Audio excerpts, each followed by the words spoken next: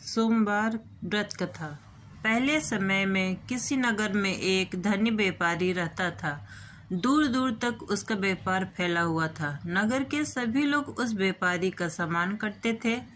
इतना सब कुछ से संपन्न होने के बाद भी वह व्यापारी बहुत दुखी था, क्योंकि उसका कोई पुत्र नहीं था, जिस कारण अपने मृत्यु के पश्चात व्यापार के उत्तराधिकारी की चिंता उसे हमेशा सताती रहती थी। पुत्र की प्राप्ति की इच्छा से व्यापारी प्रत्येक सोमवार भगवान शिव की व्रत पूजा किया करता था और शाम के समय शिव मंदिर में जाकर शिव जी के सामने घी का दीपक जलाया करता था।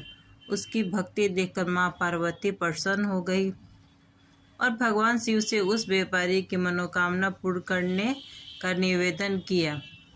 भगवान शिव बोले, इस संसार में सबको उसके कर्म के अनुसार फल की प्राप्ति होती है। जो प्राणी जैसा कर्म करते हैं उन्हें वैसा ही फल प्राप्त होता है। शिवजी द्वारा समझाने के बावजूद मां पार्वती नहीं मानी और उस व्यापारी की मनोकामना पूर्ति हेतु वे शिवजी से बार बार अनुरोध करती रहती है। अंततः माता के आग्रह को देखकर भगवान भोलेनाथ को उस व्यापारी को पुत्र प्राप्ति का वरदान देना पड़ा। वरदान देने के पश्चात भोलेनाथ मां पार्वती से बोले, आपके आग्रह पर मैंने पुत्र प्राप्ति का वरदान तो दे दिया, परंतु इसका यह पुत्र 16 वर्ष से समय तक जीवित नहीं रहेगा। उसी रात भगवान शिव उस व्यापारी के स्वप्न में आए और उससे पुत्र प्राप्ति का वरदान दिया और उसके पुत्र के 16 वर्ष तक जीवित रहने की भी बात बताई। भगवान के वरदान से व्यापारी को खुशी तो हुई, लेकिन पुत्र की अल्प आयु की चिंता ने उसे खुशी को नष्ट कर दिया। व्यापारी पहले की तरह सोमवार के दिन भगवान शिव की विधिवत व्रत करता रहा। कुछ महीनों के बाद उसके घर अति सुंदर बालक जन्म लिया। घर में खुशियां भर गई। बहुत धूमधाम से पुत्र जन्म का समारोह मनाया गया, परंतु व्यापारी को पुत्र जन्म की अधिक खुशी नहीं हुई, क्योंकि उसे पुत्र की अल्प आयु रहस्य का पता था। जब पुत्र 12 वर्ष का हुआ तो व्यापारी ने उसे मामा के साथ पढ़ने के लिए बनारसी भेज दिया। लड़का अपने मामा के साथ शिक्षा प्राप्ति हेतु चल दिया। रास्ते में जहाँ भी मामा भांजा विश्राम हेतु रुकते, वहीं यज्ञ करते और ब्राह्मणों को भोजन कराते। लंबी यात्रा के बाद मामा और भांजा एक नगर में पहुँचे। उस दिन नगर के राजा की कन्या का विवाह था, जिस कारण पूरे नगर को सजाया गया था। निश्चित समय पर बारात आ गई, लेकिन वर का पिता अपने बेटे का एक आंख से काने होने के कारण बहुत चिंतित था। उसे भय था कि इस बात का पता चलने पर कहीं राजा विवाह से इनकार न कर दे, इससे उसकी बदनामी भी होगी। जब वर के पिता ने व्यापारी के पुत्र को देखा तो उसके मस्तिष्क में एक विचार आया। उसने सोचा, क्यों न इस लड़के को दूल्हा बनाकर राजकुमारी से विवाह करवा दूं। विवाह के बाद इसको धन देकर विदा कर दूंगा और राजकुमारी को अपने नगर ले जाऊंगा।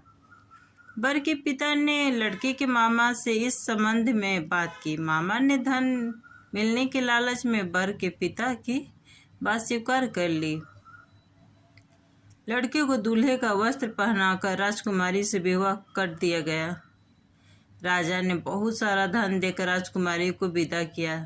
शादी के बाद लड़का जब राजकुमारी के साथ लौट रहा था तो वह सच नहीं छिपा सका और उसने राजकुमारी के ओढ़ने पर लिख दिया, राजकुमारी तुम्हारा विवाह मेरे साथ हुआ था। मैं तो बनारसी पढ़ने के लिए जा रहा हूँ और अब तुम्हें जिस नवयुवक की पत्नी बनना पड़ेगा वह कान्हा है।